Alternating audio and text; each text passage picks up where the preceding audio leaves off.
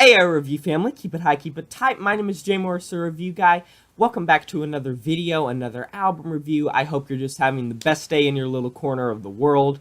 And today we're going to be doing an album review for Pig Destroyer's album, Head Cage. So if you watch my video that I did back in, I'm wanting to say, was it July? I did a video about my most anticipated upcoming album releases for August and September, and this was on the list because based on the singles that we were getting dropped from this album, it was really showing that it was possible that Pig Destroyer was moving in a much more death metal centric type of veneer. Well, if you're unfamiliar with Pig Destroyer, they were formed in 1997. They are a Virginian Grindcore band, and they are one of the biggest and most popular Grindcore bands. They burst onto the scene, and they really made some Grindcore staples for fans of the genre. We're talking to albums like Book Burner. We're talking about albums like Prowler in the Yard.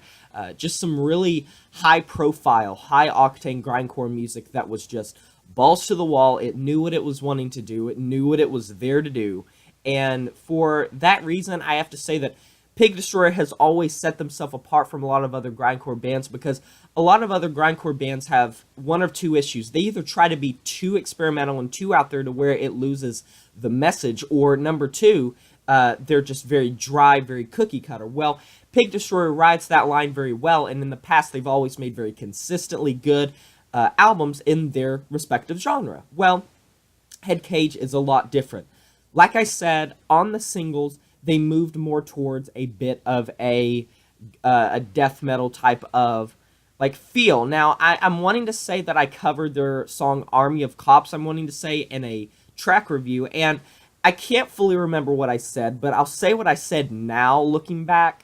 I was a bit skeptical, I was a bit fearful, I was thinking, is this like going to be an obsession on the album? And it is, but it's not necessarily that bad of a thing. So, Pig Destroyer comes through with 30 minutes of material, 12 tracks, and a lot of these tracks are fairly short, but you do get some longer songs, which is something that Pig Destroyer, I mean, most grindcore bands usually have very short songs, but Pig Destroyer, they're not. This is the thing that's tripping me out, is they don't really sound like Deathgrind on this album. They don't sound like they're going full that way, because J.R. Hayes, the lead vocalist, still has his signature just kind of screamy, shouty type of almost like punkish, hardcore punk, grindcore type of vocals, and they roar over these instrumentals, which, for me at least, they at times would feel like they were trying to be dissonant for dissonance sake,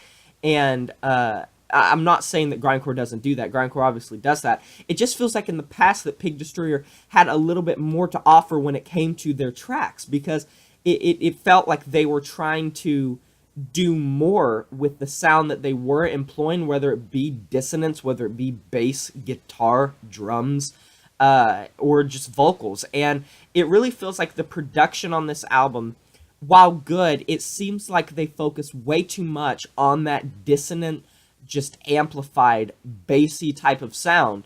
And while past Pig Destroyer releases had this, I guess that I'm just more used to some of those very raw Pig Destroyer albums.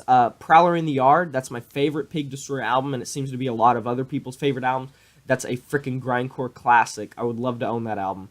But Head Cage is Pig Destroyer trying their best to keep their original like sound while moving away from it simultaneously. And this makes me wonder if the next album's going to be even more towards that death metal side. But let's just say that this is still a good grindcore album.